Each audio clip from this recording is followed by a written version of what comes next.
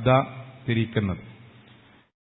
കഴിഞ്ഞൊരു മാസം മാത്രമായി വ്യക്തിപരമായി എൻ്റെ ഫോണിലേക്ക് മാത്രം ഒരു ക്ലാസ് എടുക്കുന്ന സാധാരണ ഒരു വ്യക്തിയായ എൻ്റെ ഫോണിലേക്ക് മാത്രം കഴിഞ്ഞൊരു മാസം 10-ലധികം രക്ഷിതാക്കളുടെ ഫോൺ കോളുകൾ വന്നിട്ടുണ്ട്. ഇന്ന് ഞാൻ ഇങ്ങോട്ട് ട്രെയിനിൽ വരുമ്പോൾ 2 രക്ഷിതാക്കൾക്ക് 3 കൗൺസിലർമാരുടെ നമ്പർ ഞാൻ അയച്ചു കൊടുത്തിട്ടുണ്ട്.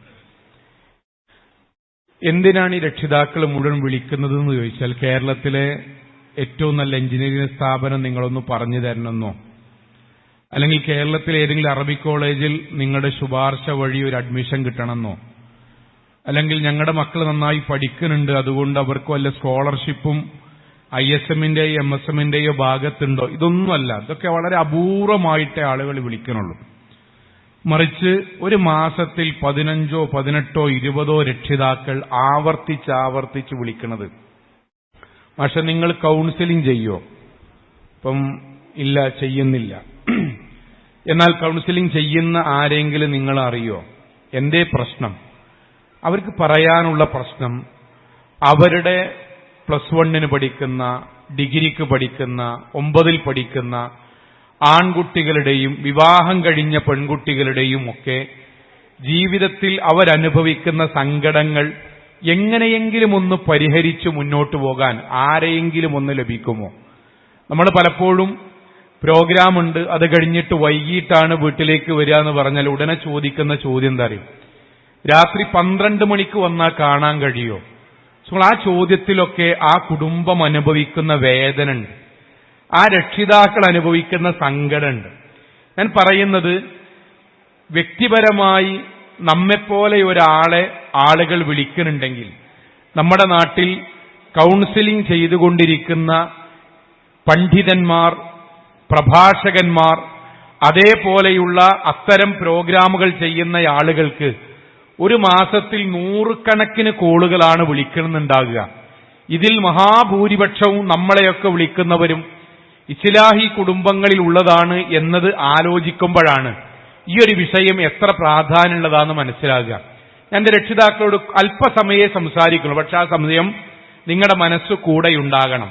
രക്ഷിതാക്കളെ, ഒരു PTA മീറ്റിംഗ് കഴിഞ്ഞാൽ, അല്ലെങ്കിൽ ഒരു സ്കൂളിൽ രക്ഷിതാക്കളുടെ ഒരു പ്രോഗ്രാം കഴിഞ്ഞാൽ, രക്ഷിതാക്കൾ ഇന്ന് അധ്യാപകരായ നമ്മുടെ അടുക്കലേക്ക് വന്നിട്ട് എന്താണ് മക്കളുടെ വിശേഷം എന്ന് ചോദിക്കുമ്പോൾ നമ്മളവരുടെ പഠനകാര്യം പറഞ്ഞാൽ ഉടൻ രക്ഷിതാക്കളുടെ ഇന്നത്തെ സംസാരം എന്താ അറിയോ? ആദ്യമൊക്കെ അവരുടെ പഠനം മാത്രം നമ്മൾ പറഞ്ഞു കൊടുത്താൽ മതിയായിരുന്നു.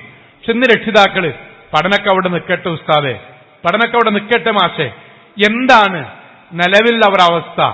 പറയിപ്പിക്കൂലല്ലോ, മാനം കെടുത്തൂലല്ലോ, അവര് നമ്മൾക്ക് അങ്ങാടിയിലൂടെ ഇടങ്ങി നടക്കാൻ കഴിയാത്തൊരവസ്ഥ ഒന്നും ഉണ്ടാക്കൂലല്ലോ.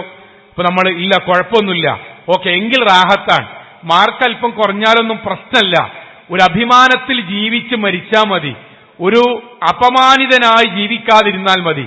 PTA മീറ്റിങ്ങുകൾക്ക് വരുന്ന രക്ഷിതാക്കൾ ഇന്ന് പഠനത്തെക്കാൾ ഉപരി സ്വന്തം മക്കളുടെ ജീവിത നിലവാരത്തെക്കുറിച്ചാണ് രക്ഷിതാക്കളായ ആളുകൾ അധ്യാപകരോട് അന്വേഷിക്കുന്നത്.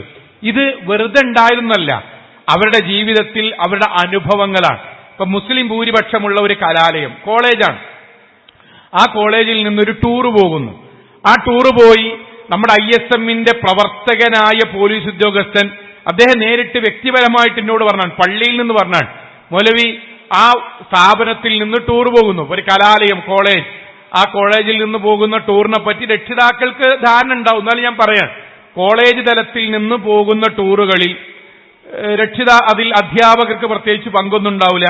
പോകുന്ന സ്ഥലം, വാഹനം, ഇറങ്ങുന്നത്, താമസം, പണം, ആരൊക്കെ എവിടൊക്കെ ഇരിക്കണം, എല്ലാം വിദ്യാർത്ഥികളാണ് തീരുമാനിക്കുക.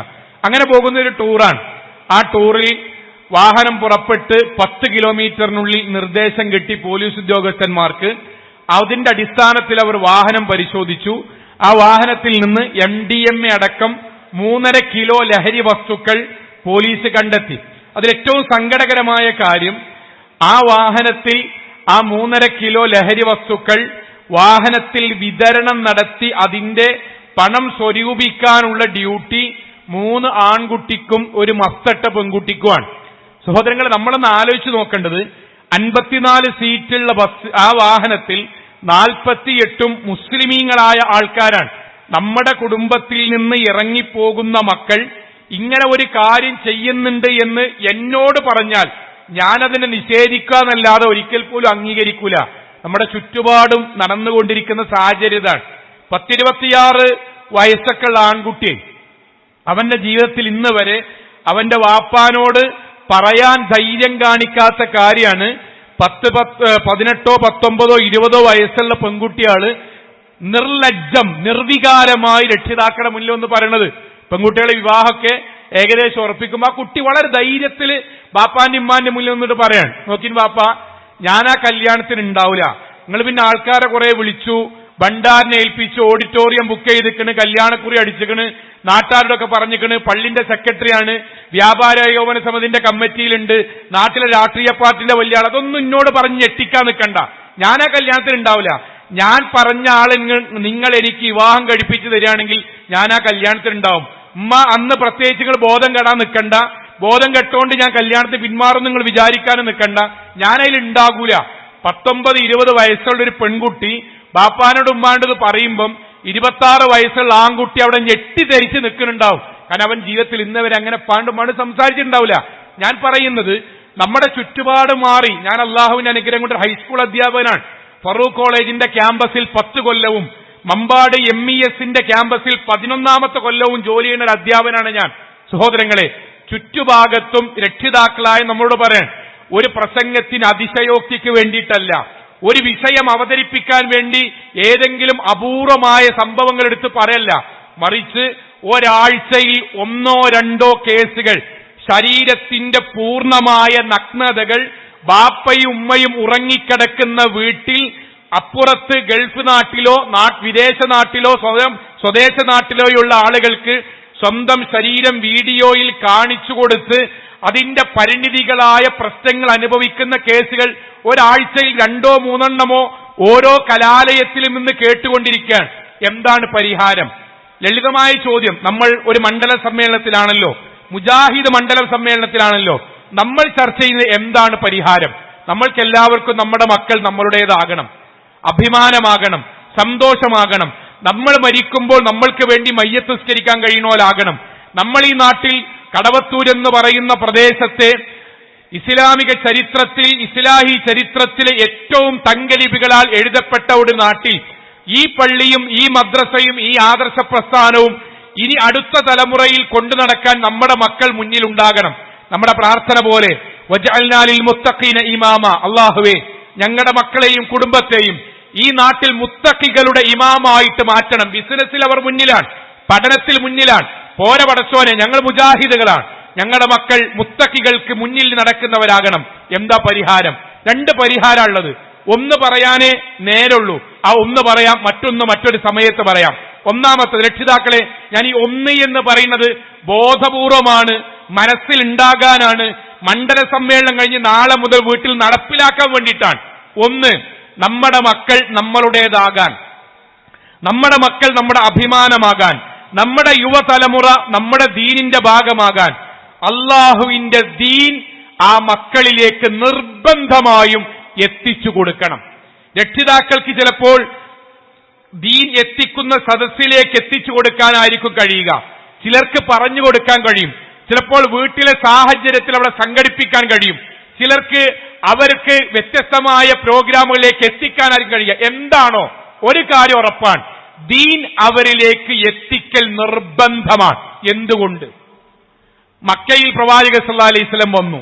മക്കയിൽ ഇന്ന് നമ്മൾ ഈ പത്രങ്ങളിൽ കാണുന്ന ആളുകൾ, നമ്മളെല്ലാവരും ആശങ്കപ്പെടുന്ന സകല തോന്നിവാസമുള്ള നാട്ടിലാണ് നബി വന്നത്. ആ നാട്ടിൽ നിന്ന് പ്രവാചകൻ സല്ലല്ലാഹു അലൈഹി വസല്ലമ അവിടെയുള്ള ആളുകളെ എങ്ങനെ മാറ്റി, അതേ മാറ്റലാണ് നമ്മൾക്കും കഴിയുള്ളൂ.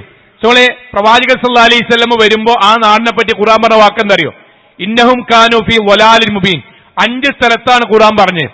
അവർ ലോകത്തെ ഏറ്റവും വഴികെട്ട ജനവിഭാഗമായിരുന്നു, ഏറ്റവും വഴികെട്ടവർ.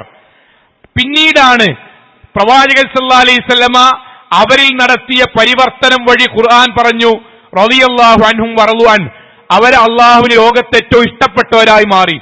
ലോകത്ത് ഏറ്റവും വഴികെട്ടവരായിരുന്നവർ എങ്ങനെയാണ് ലോകത്ത് ഏറ്റവും ഉത്കൃഷ്ടരായി മാറിയത്? അതിനൊറ്റ കാരണമേ ഉള്ളൂ. എന്തേ നബി ചെയ്തത്? യത്ലു അലൈഹിം ആയാത്തി വയുസക്കീഹിം വയുഅല്ലിമുഹുൽ കിതാബ വൽ ഹിക്മ വഇൻ കാനൂ മിൻ ഖബ്ല ഫീ ളലാലിൻ മുബീൻ. അല്ലാഹുവിന്റെ ഖുർആൻ ദീൻ അവരിലേക്ക് ശരിക്ക് നബി അവരിലേക്ക് എത്തിച്ചു കൊടുത്തു. അതിനനുസരിച്ച് അവരിൽ മാറ്റമുണ്ടാക്കി. ഏതിനനുസരിച്ച്? ദീനനുസരിച്ച് മാറ്റമുണ്ടായി. ഞാനിവിടെ ഇരിക്കുന്ന ഉമ്മാരോട് പറയും, ഉമ്മാര് അവനവന്റെ മക്കൾ അള്ളാഹുവിന് ഇഷ്ടപ്പെട്ടവരായിട്ട് മാറണമെന്ന് ആഗ്രഹിക്കുന്നെങ്കിൽ, ഉപ്പാരെ അവനാന്റെ മക്കൾ നമ്മൾക്ക് അഭിമാനമായി മാറണമെങ്കിൽ ഒന്നാമത് ചെയ്യേണ്ടത് അവരുടെ ഹൃദയത്തിൽ അള്ളാഹുവിന്റെ ദീൻ എത്തിക്കുക എന്നുള്ളതാണ്. എങ്കിൽ ബാക്കി അള്ള നോക്കും. അതെത്തിക്കാതെ പാരമ്പര്യം പറഞ്ഞോണ്ടോ മഹല്ല് സംഭവമാണെന്ന് പറഞ്ഞോണ്ടോ നമ്മുടെ വെല്ലിയാപ്പ പള്ളിക്കൊക്കെ പണ്ട് സ്ഥലം കൊടുത്തു എന്ന് പറഞ്ഞുകൊണ്ടോ നമ്മൾ വെല്ലിമ്മ നടന്നിട്ടാണ് ജുമയ്ക്ക് പോയി എന്ന് പറഞ്ഞതുകൊണ്ടോ ഈ നാട്ടിൽ ഒന്നും ഇല്ല എന്ന് പറഞ്ഞതുകൊണ്ടോ നമ്മുടെ മക്കളോ നമ്മുടെ പേരക്കുട്ടികളോ നന്നാവൂല. കാരണം അള്ളാഹ് അങ്ങനെ പറഞ്ഞിട്ടില്ല. മറിച്ച് അള്ളാഹു ഒരൊറ്റ വാക്കാ പറഞ്ഞ്, അവർക്ക് അള്ളാഹുവിന്റെ ദീൻ ബാപ്പിയും എത്തിച്ചുകണോ ബാക്കി അള്ള നോക്കും. അതെത്തിച്ചിട്ടില്ലേ അവരുടെ ഉത്തരവാദിത്തം അള്ള ഏറ്റെടുക്കൂല. അള്ള ഏറ്റെടുക്കാത്ത മക്കളെ താൽക്കാലികമായി നമുക്ക് വലിയ പ്രശ്നം തോന്നൂല. അവരുടെ വിവാഹപ്രായം എത്തുമ്പോഴേക്കും അവരുടെ ജീവിതം നരകിക്കുന്നത് നമ്മൾ കാണേണ്ടി വരും. നോക്കൂ നിങ്ങൾ, വഹി ഇറങ്ങണ വീടാണ് അഷ്റഫുൽ ഖൽഖ് മുഹമ്മദ് മുസ്തഫ സല്ലല്ലാഹു അലൈഹി വസല്ലമിന്റെ വീട്. വെറും വീടല്ല, വഹി ഇറങ്ങണ വീടാണ്. ഒന്നുകൂടി ഞാൻ പറയാട്ടോ.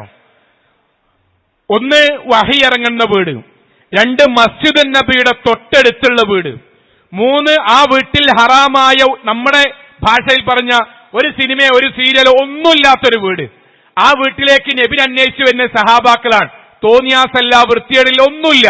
നിങ്ങൾ ആലോചിച്ച് നോക്കൂ, വീട് പൂർണ്ണമായും ഇസ്ലാം, വീടിന്റെ പരിസരം മസ്ജിദ് നബവി, ആ വീട്ടിൽ അള്ളാഹുവിന്റെ വഹി ഇറങ്ങണ വീട്, ആ വീട്ടിന്റെ നാഥൻ ലോകത്തെ ഏറ്റവും ഉത്കൃഷ്ടനായ മലക്കിനേക്കാൾ ശ്രേഷ്ഠനായ അഷ്റഫുൽ ഖൽഖ് മുഹമ്മദ് മുസ്തഫ സല്ലല്ലാഹു അലൈഹി വസല്ലം. എന്നിട്ട് ആ നബി സ്വന്തം മകൾ ഫാത്തിമ റളിയല്ലാഹു അൻഹയെ വിളിച്ചുകൊണ്ട് പറഞ്ഞ വാക്കാണ്, ഖിത്അതുക ബദി യാ ഫാത്തിമ സലിനി മിൻ മാലി മാ ശിഅതി അൻകിരി നഫ്സിക മിനൻ നാർ. മോളെ, എന്റെ കരളിന്റെ കഷ്ടമായ മോളെ ഫാത്തിമ, ബാപ്പാക്ക് കഴിയുന്നതും അള്ള അനുവദിച്ചതുമായ എന്ത് കാര്യം എന്റെ കുട്ടി ദുനിയാവെന്ന് ചോദിച്ചോ വാപ്പ ചെയ്തരാ. പക്ഷെ ഒരു കാര്യമുണ്ട്, അൻകിരി നഫ്സിക മിനൻ നാർ, മോളെ നരകത്തുനിന്ന് രക്ഷപ്പെടാനാകേണ്ട കാര്യങ്ങൾ എന്റെ കുട്ടി തന്നെ ചെയ്യണം കേട്ടോ. എന്റെ ചോദ്യതാണ്, ഇവിടെ ഇരിക്കുന്ന മുഴുവൻ മുജാഹിദ് ബാപ്പാടും ഉമ്മാരോടും, പ്രവാചകൻ സല്ലല്ലാഹു അലൈഹി വസല്ലമ സ്വന്തം മകളോട് മോളെ നരകത്തുനിന്ന് രക്ഷപ്പെടാൻ ആവശ്യമായ കാര്യം എന്റെ കുട്ടി തന്നെ ചെയ്യണം കേട്ടോ എന്ന് നബി പറഞ്ഞത് എന്തിനാണ് ഹദീസുകളിലൂടെ നമ്മക്ക് പറഞ്ഞെന്ന്? നബി മകളോട് പറഞ്ഞൊരേ കാര്യമുണ്ടല്ലോ. അതിൽ നബി മോളോട് മോളെ നരകത്തുനിന്ന് രക്ഷപ്പെടാൻ ആവശ്യമായ കാര്യം കുട്ടി തന്നെ ചെയ്യണം കേട്ടോ എന്ന് നബി പറഞ്ഞിട്ടുണ്ട് മോളോട് എന്ന് എന്തുകൊണ്ടാണ് നമ്മൾ അറിയിച്ചത്? ഒറ്റ കാര്യമുള്ളൂ, ഒരേ ഒരു കാര്യമുള്ളൂ. എന്താണറിയോ? അവനവന്റെ പെൺകുട്ടികൾ ഫാത്തിമ റളിയല്ലാഹു അൻഹയെ പോലെ നല്ല പെൺകുട്ടികളാകണം എന്ന് ആഗ്രഹിക്കുന്ന ഏതെങ്കിലും രക്ഷിതാക്കൾ ഈ സദസ്സിലുണ്ടെങ്കിൽ, ഈ പ്രസംഗം ഓൺലൈനിലായി കേൾക്കുന്നുണ്ടെങ്കിൽ, അവർ ചെയ്യേണ്ടത് നബി ചെയ്ത ഒരൊറ്റ കാര്യമാണ്. അതെന്താണ്? റസൂലുള്ളാഹി സ്വല്ലല്ലാഹു അലൈഹി വസല്ലം മകളോട് ദീന് പറഞ്ഞുകൊടുത്തു. ആ ദീനിനനുസരിച്ച് മകൾ മാറി. അപ്പൊ ലോകത്ത് ഏറ്റവും നല്ല പെൺകുട്ടിയായി അവൾ മാറി. നമ്മൾക്ക് രക്ഷിതാക്കളായ നമ്മൾക്ക് നമ്മുടെ മകളോടുള്ള ഏറ്റവും വലിയ കടമ എന്താണ്? നബി മകളോട് ചെയ്ത അതേ കാര്യമാണ്. മോളെ, ബാപ്പ മോളെ പഠിപ്പിക്കാം, കല്യാണം കഴിപ്പിക്കാം, ഡ്രസ്സ് വാങ്ങിത്തരാം, ടൂറ് കൊണ്ടുപോകാം, എല്ലാം ചെയ്തരാം. പക്ഷെ മോള് തിരിച്ചു വാപ്പാക്കുമ്മാക്കും ചെയ്തതിന്റെ ഒരൊറ്റ കാര്യമുള്ളൂ, അള്ളാഹു നരകത്തിലേക്ക് പോകും എന്ന കാര്യത്തിൽ നിന്ന് മോള് മാറി നിൽക്കണം. അള്ളാഹു സ്വർഗത്തിലേക്ക് അടുപ്പിക്കുന്നു പറഞ്ഞ കാര്യത്തിലേക്ക് ബാപ്പാനും ഇമ്മാനും കൂടെ മോള് മുന്നിലുണ്ടാകണം. ഇതൊരു രക്ഷിതാവിന്റെ ഭാഗത്തുനിന്ന് താല്പര്യമായി ഇഷ്ടമായി വരുന്നുണ്ടോ എങ്കിൽ ആ കുട്ടിന്റെ കാര്യം അള്ളാഹു നോക്കും. ഒന്നുകൂടി പറയട്ടെ രക്ഷിതാക്കളെ, പരിശുദ്ധ ഖുർആനിൽ ലുഖ്മാൻ അലൈഹിസ്സലാത്തു വസ്സലാം മകൻ ഉപദേശിക്കുന്ന ഉപദേശങ്ങൾ ഖുർആനിൽ കുറെ നമ്മൾക്കറിയാം, ആയത്തുകളിലൂടെ കാണാം. ഇതേ നമ്മൾ ആലോചിക്കണ്ടുള്ളൂ. ലുഖ്മാൻ അലൈഹിസ്സലാത്തു വസ്സലാം മകനെ ഉപദേശിക്കുന്ന ഉപദേശങ്ങൾ എന്തിനാണ് അന്ത്യനാൾ വരെയുള്ള മുഴുവൻ മനുഷ്യരോടും അള്ളാഹു ഓതാൻ വേണ്ടിയും പഠിക്കാൻ വേണ്ടിയും പറഞ്ഞത്. എന്തിനാ പറഞ്ഞ്? ലുഖ്മാൻ അലൈഹിസ്സലാത്തു വസ്സലാമയുടെ മകനെപ്പോലെ ഒരു നല്ല മകൻ, ഒരു നല്ല ആൺകുട്ടി തനിക്കുണ്ടാകണം എന്ന് ആഗ്രഹിക്കുന്ന ആരെങ്കിലും ഈ സദസ്സിലുണ്ടെങ്കിൽ തന്റെ ആൺകുട്ടി അള്ളാഹുവിനും മാതാപിതാക്കൾക്കും നാട്ടുകാർക്കും ഇഷ്ടപ്പെട്ട ഒരു നല്ല ആൺകുട്ടിയായി മാറണമെന്ന് ആരെങ്കിലും ആഗ്രഹിക്കുന്നുണ്ടെങ്കിൽ അവർ ചെയ്യേണ്ടത് ലുഖ്മാൻ അലൈഹിസ്സലാത്തു വസ്സലാം തന്റെ ആൺകുട്ടിയോട് ചെയ്തതുപോലെ ചെയ്താൽ മതി. അദ്ദേഹം എന്താ ചെയ്തത്? വഹുവ യഅലുഹു, അദ്ദേഹം മകന് വഅല് പറഞ്ഞുകൊടുത്തു, ദീന് പറഞ്ഞുകൊടുത്തു, അള്ളാഹുവിന്റെ ദീൻ പറഞ്ഞുകൊടുത്തു. ബാക്കി അള്ളാഹു നോക്കി. ഈ നോട്ടമാണ്, ഈ ദീനാണ് നമ്മളിലൂടെ നമ്മുടെ മക്കൾക്ക് കിട്ടണ്ടേ. ഞാൻ ഉമ്മമാരുണ്ടായതുകൊണ്ട് ഒന്നുകൂടി ബോധ്യപ്പെടുത്താൻ വേണ്ടി പറയട്ടോ. ഉമ്മമാരെ, എന്റെ ഭാര്യ പ്രസവിച്ചു. ആ ഭാര്യക്ക്, എന്റെ പ്രസവിച്ച കുട്ടിക്ക് മുലപ്പാല് നൽകണം എന്നത് എന്റെ ഭാര്യക്ക് അവളുടെ ഉമ്മ പഠിപ്പിച്ചെടുത്ത കാര്യമൊന്നല്ല, അവള് ട്യൂഷനിലൂടെ പഠിച്ച കാര്യമല്ല, വനിതയോ ആരോഗ്യമാസികയോ യൂട്യൂബിലെ ചാനലിലൂടെയോ കേട്ട് പഠിച്ച കാര്യമല്ല. ജനിച്ച ഒരു കുട്ടിക്ക് പാല് കൊടുക്കണം, അതൊരു മാതാവാകുന്നതോടുകൂടി അണ്ടർസ്റ്റുഡാണ്. ഒരാളുടെ ജീവിതത്തിൽ പ്രകൃതിപരമായ അറിവാണ്. എന്ത്? ഒരു ഉമ്മ പ്രസവിച്ചാൽ ആ കുട്ടിക്ക് പാല് കൊടുക്കണം. ഒരു ട്യൂഷനും പോകണ്ട, ഒരു ക്യാമ്പസിലേക്ക് പോയി അവിടുന്ന് ഒരു ക്ലാസ് കേൾക്കണ്ട, ഒരു യൂട്യൂബിലെ ക്ലാസ് കേൾക്കണ്ട. ഒരു ഉമ്മാക്ക് അണ്ടർസ്റ്റുഡാണ്, അറിയും. പ്രകൃതിപരമായി അള്ളാഹു അവർക്ക് അറിയിച്ചു കൊടുക്കും പാല് കൊടുക്കണം. അതേപോലെ മുസ്ലിമായൊരു വാപ്പാക്കുമ്മാക്കൊരു കുട്ടി ഉണ്ടായാൽ ആ കുട്ടിക്ക് ദീൻ കൊടുക്കണം എന്നൊരു വാപ്പാക്കുമ്മാക്കും ജീവിതത്തിൽ മുലപ്പാല് നൽകണം എന്നതുപോലെ അറിയേണ്ടതാണ്. അതൊരു വയലക്കൂടെ മാത്രം കിട്ടേണ്ടതല്ല. ഖുത്ബ കേൾക്കുമ്പം ഈ നാളെ മുതൽ ഇനി ഇൻഷാ അല്ലാഹ് ദീന് പഠിപ്പിച്ചു കൊടുക്കണം എന്ന് തിരിയേണ്ട കാര്യമല്ല. അത് ജനിച്ച ഉടനെ തന്നെ അറിയേണ്ടതാണ്. ആ അറിവാണ് നമ്മളിൽ ഉണ്ടാകേണ്ടത്. രക്ഷിതാക്കളെ, ദീൻ നമ്മുടെ മക്കൾക്ക് കിട്ടിയോ? വിപ്ലവകരമായി മാറ്റണ്ടാവും. ദീന് മക്കൾക്ക് കിട്ടിയാൽ മാറും, ഇന്നല്ലെങ്കിൽ നാളെ മാറും. ദീന് കിട്ടിയില്ലേ, നിങ്ങൾ ആ കുട്ടിനെ ഏത് കൗൺസിലിങ്ങിന് കൊണ്ടുപോയിക്കോളിൻ. ഞാൻ കൊണ്ടുപോയിക്കോളിൻ. താൽക്കാലിക മാറ്റേ ഉണ്ടാവുള്ളൂ. ഞാൻ ലളിതമായിട്ട് ചോദിക്കട്ടെ, ഞാൻ എന്റെ അമ്മാണ്ടും വാപ്പാണ്ടും വളരെ മോശമായിട്ട് പെരുമാറുന്ന ഒരു കുട്ടിയാണ്. എന്റെ വാപ്പിയും പിന്നെ കൗൺസിലിങ്ങിന് കൊണ്ടുപോയി. കൗൺസിൽ ചെയ്യുന്ന ഒരാൾ എന്നോട് പറയാൻ, മകൻ എന്ന നിലക്ക് പറയാൻ, ഷാഹിദ്, നിന്റെ വാപ്പിയും നിന്നെ എങ്ങനെയാ നോക്കിയത് നിനക്കറിയോ? ബാപ്പാണ്ടും ഉമ്മാണ്ടും നീ ഇങ്ങനെയൊക്കെയാണ് പെരുമാറുന്നത്, അവർ കഷ്ടപ്പാടിലാണ് നോക്കിയത്, അവരോട് നിനക്ക് ഇന്നൊക്കെ ചെയ്യേണ്ട എല്ലാം 2 മണിക്കൂർ എനിക്ക് പറഞ്ഞു തന്നു. ഞാനെല്ലാം കേട്ടതിന് ശേഷം തിരിച്ചങ്ങോട്ട് പറയാൻ, നിങ്ങൾ പറഞ്ഞതൊക്കെ ശരിയാണ്, പക്ഷേ എന്റെ വാപ്പിയും നിന്നെ ചെറുപ്പത്തിൽ വളരെ മോശമായിട്ടാണ് നോക്കിയത്. അവരിന്നെ അകാരണമായി തല്ലിയിട്ടുണ്ട്, അകാരണമായിട്ട് എന്നെ ശിക്ഷിച്ചിട്ടുണ്ട്. നിങ്ങൾ ഈ പറഞ്ഞ സൽഗുണങ്ങളൊന്നും എന്റെ വാപ്പാക്കുമ്മാക്കില്ല, അതുകൊണ്ട് ആ വാപ്പാനിമാനി നോക്കണം എന്നുള്ളത് ദയവായി നിങ്ങൾ എന്നോട് പറയണ്ട എന്ന് പറഞ്ഞാൽ കൗൺസിലിംഗ് അവിടെ നിൽക്കും. അതിന്റെ അപ്പുറം പറയാനൊന്നുമില്ല. എന്നാൽ ദീൻ പഠിച്ച ഒരാൾ, മതപരമായി പറഞ്ഞു കൊടുക്കേണ്ട ഒരാൾ, അയാൾക്ക് പറയാൻ അതിന്റെ മുകളിലൊരു കാര്യമുണ്ട്, ആയത്തിന്റെ ഹദീസുണ്ട്. ഞാൻ എന്റെ രക്ഷിതാക്കളെ, ദീൻ നമ്മുടെ ആൺകുട്ടികൾക്കും പെൺകുട്ടികൾക്കും കൊടുക്കൂ. മഹല്ലിൽ സംവിധാനമുണ്ടാക്കൂ. ISMന്റെ സമ്മേളനത്തിലേക്ക് പറഞ്ഞയക്കൂ. MSMന്റെ ഹൈസക്കിലേക്ക് പറഞ്ഞയക്കൂ. CR നടപ്പിലാക്കാൻ KNMന്റെയും MGMന്റെയും നേതൃത്വത്തിൽ മഹല്ലുകളിൽ ISMന്റെയും MSMന്റെയും പ്രവർത്തനങ്ങൾ കൊണ്ടുവരൂ. എങ്കിൽ മാറ്റുണ്ടാവും. ഇല്ലേ, മാറൂല. താൽക്കാലികമായി നമ്മളെ മക്കൾ നിസ്കരിക്കേണ്ടി തോന്നും, പക്ഷെ അവരുടെ മക്കൾ മദ്രസയുമായിട്ട് യാതൊരു ബന്ധം ഉണ്ടാവില്ല, അവർക്ക് തൗഹീദുമായിട്ട് യാതൊരു ബന്ധം ഉണ്ടാവില്ല.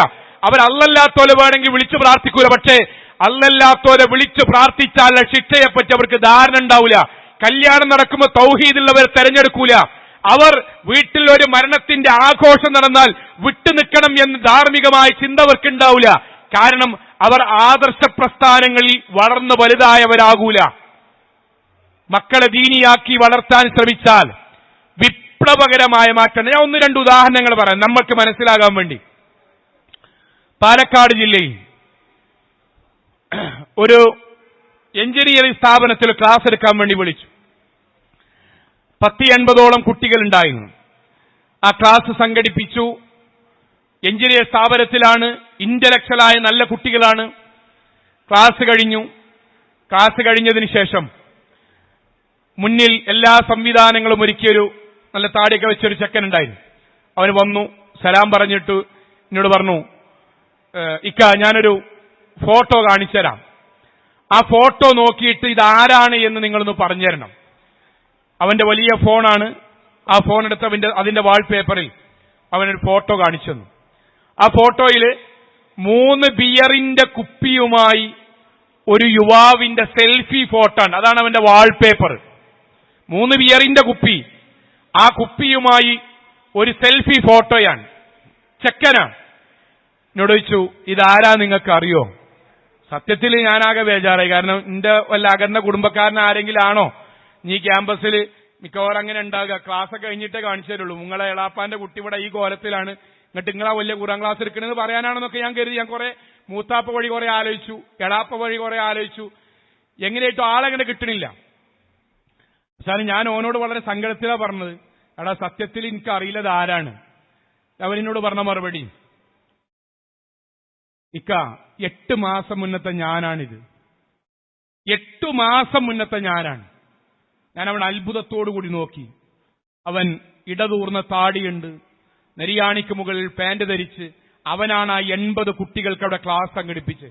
ഞാൻ അവനോട് ചോദിച്ചു, ഇയ്യോ എങ്ങനെയാടാ ഇങ്ങനെ ആയത്? എന്നവൻ പറഞ്ഞ വാക്കെന്താ അറിയോ?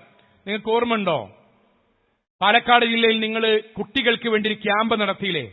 ആ ക്യാമ്പിൽ ഞാനും ഇഷ്ടമില്ലാതിന്റെ കൂട്ടുകാരന്റെ നിർബന്ധത്തിന് വഴങ്ങി പങ്കെടുത്തിരുന്നു. പക്ഷെ ആ ക്യാമ്പിൽ ഞാൻ ആദ്യമൊക്കെ ഹെഡ്സെറ്റ് വെച്ചിട്ടാണ് ആ പ്രോഗ്രാം കേട്ടത്. കാരണം എനിക്കിഷ്ടമല്ല ഹെഡ്സെറ്റിൽ ഞാൻ പാട്ട് വെച്ചിരിക്കുന്നു. കുറച്ച് കഴിഞ്ഞപ്പോൾ ഞാൻ 1-2 ആവശ്യത്തിന് വേണ്ടി ഹെഡ്സെറ്റ് ഊരിയപ്പോ അതിനിടയിൽ വന്ന സംസാരം എനിക്ക് ഇങ്ങനെ കേൾക്കണം തോന്നി. ആ കേൾവി ഞാനുമായി ബന്ധപ്പെട്ടതായി ആ സംസാരം മാറി. മെല്ലെ മെല്ലെ ഞാൻ കേൾക്കാൻ തുടങ്ങി. എനിക്ക് വിപ്ലവകരമായ മാറ്റമുണ്ടായി. ഞാൻ 1-2 ദിവസത്തിന് ശേഷം ആദ്യമായി എന്റെ സ്ഥാപനത്തിൽ ഇത്രയും കാലം ഹോസ്റ്റലിൽ നിന്നിട്ട് ഞാൻ നിസ്കരിക്കുക പോലും ചെയ്യാത്ത ഞാൻ ആദ്യമായിട്ട് സുബൈക്ക് ഇവിടുന്ന് പോകാൻ തുടങ്ങി. പിന്നീട് എന്റെ റൂമിൽ പല ആൾക്കാരെയും കൊണ്ട് ഞാൻ പോകാൻ തുടങ്ങി. ഇന്ന് ഞാൻ എന്റെ റൂമിൽ ഒരു മുസല്ല വിരിച്ചിക്കണ് മാഷേ. എന്തിനാണെന്നറിയോ? ആ റൂമിൽ 5 പേർ, ഞങ്ങളടക്കം 5 പേരാണ് ഒന്നിച്ച് ബിയർ അടിച്ചിരുന്നത്. അന്ന് ഞങ്ങൾ കുടിച്ചിരുന്നപ്പോൾ ഉള്ള ഫോട്ടോയാണിത്. എന്റെ റൂമിൽ ഇന്നുണ്ട് ബിയറിന്റെ കുപ്പി. പക്ഷെ ഞാൻ എന്റെ റൂമിൽ ഞാൻ മുസല്ല വിരിച്ചിരിക്കുന്നത് എന്തിനാണെന്നറിയോ? ഒരു കാലഘട്ടത്തിൽ ഞാൻ കുടിച്ച അതേ സ്ഥലത്ത് ജമാഅത്ത് കിട്ടിയിട്ടില്ലെങ്കിൽ ഞാൻ ഈ റൂമിൽ നിന്ന് ബിയറിന്റെ കുപ്പികൾ ബാക്കിയുള്ളവർ നിരത്തിനിടക്ക് പടച്ചോനോട് എനിക്ക് സാക്ഷി പറയാൻ കഴിയണം, പടച്ചോനെ എന്റെ റൂമിൽ ഞാൻ നിനക്ക് വേണ്ടി നിസ്കരിച്ചിരിക്കണ്, അതുകൊണ്ട് എന്റെ റൂമിൽ മുസല്ല ഉണ്ടാകും. ഞാൻ ആ ഒരൊറ്റ പ്രോഗ്രാം കൊണ്ട് മാറിയതാണ്. ഇന്ന് ഞാൻ ഒരു ക്ലാസ് സംഘടിപ്പിച്ചാൽ അള്ളാഹുവിന്റെ അനുഗ്രഹം കൊണ്ട് ഈ 80ഓളം കുട്ടികൾ വരുന്നുണ്ട്. ഞാൻ എന്റെ രക്ഷിതാക്കളോട് വളരെ ലളിതമായിട്ട് ചോദിക്കാട്ടെ, രക്ഷിതാക്കളെ, സ്വന്തം റൂമിൽ 4ഓളം കൂട്ടുകാരോടൊപ്പം ഒന്നിച്ച് ബിയർ കുടിച്ച് ദീന് വേണ്ട, ഇസ്ലാം വേണ്ട, ഒന്നും വേണ്ട എന്ന് പറഞ്ഞു നടന്ന 10-23 വയസ്സുള്ള ഒരു എഞ്ചിനീയറിംഗിന് പഠിക്കുന്ന ഒരു കുട്ടി ആ ക്യാമ്പസിലെ 19 കുട്ടികൾക്ക് മാസത്തിൽ ക്ലാസ് വെക്കാനും അവിടെ വന്ന മുഴുവൻ കുട്ടികൾക്ക് മാതൃകയായി ദീനിയായി ജീവിക്കാനും നിസ്കരിക്കാൻ പോലും മടിയുള്ള അവന്റെ കൂടെയുള്ള 10-12 കുട്ടികളെ കൊണ്ട് സുബഹിക്ക് പോകാൻ മാത്രം അവനിലെങ്ങനെ മാറ്റമുണ്ടായി? ആ മാറ്റം ദീന് കൊണ്ടുണ്ടായതാണ്. ആ മാറ്റം കടവത്തൂരിൽ ഉണ്ടായാൽ, ആ മാറ്റം നമ്മുടെ വീട്ടിലുണ്ടായാൽ, നമ്മുടെ വീട്ടിലെ കുട്ടികളെ പള്ളിയിലേക്ക് വിളിക്കേണ്ടതില്ല, അവൻ ബാപ്പാനിമ്മാനും വിളിച്ചോളും.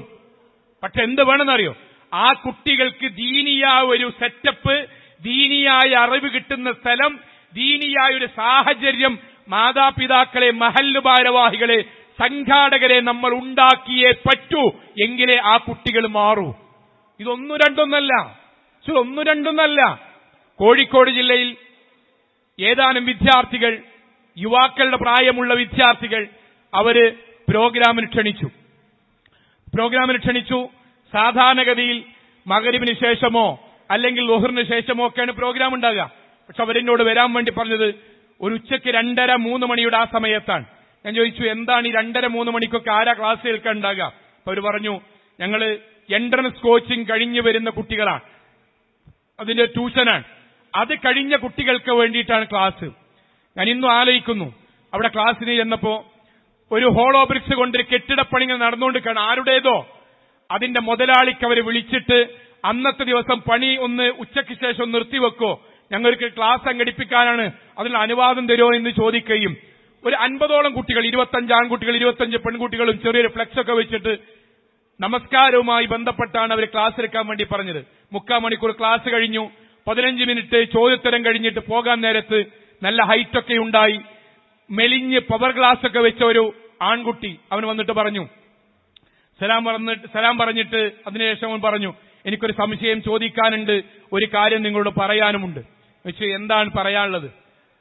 അവന് വന്നിട്ട് പറഞ്ഞു, ഞാൻ നിസ്കാരത്തിൽ അത്രയൊന്നും താല്പര്യമുള്ള ഒരു കുട്ടിയല്ല, നിസ്കരിക്കാൻ വലിയ താല്പര്യമുള്ള ഒരു കുട്ടിയൊന്നുമല്ല. ഞാൻ ബാപ്പാനിമാനും പേടിച്ചിട്ട് നിസ്കരിക്കും. മഗ്‌രിബിന് അങ്ങാടിയിലൊക്കെ ആണെങ്കിൽ എല്ലാവരും പള്ളിയിൽ പോകും. അത്ര വലിയ നിസ്കാരത്തിൽ വലിയ താല്പര്യമൊന്നുമുള്ള കുട്ടിയല്ല. എന്തിനേറെ ഉസ്താദെ, ഇന്ന് ദുഹറിന് പോലും സുബൈ ഞാൻ നിസ്കരിച്ചില്ല, ദുഹർ നിസ്കരിച്ചില്ല. പക്ഷെ ഞാനിതാ നിങ്ങൾക്ക് ഉറപ്പ് തരുന്നു, നിങ്ങൾ ഇന്ന് ക്ലാസ് പറഞ്ഞില്ലേ, ഒന്നുകിൽ ബോധം പോകണം അല്ലെങ്കിൽ മരിക്കണം, രണ്ടിലൊന്നില്ലാതെ നിസ്കാരം ഒഴിവാക്കാൻ പാടില്ല എന്ന് നിങ്ങൾ പറഞ്ഞല്ലോ.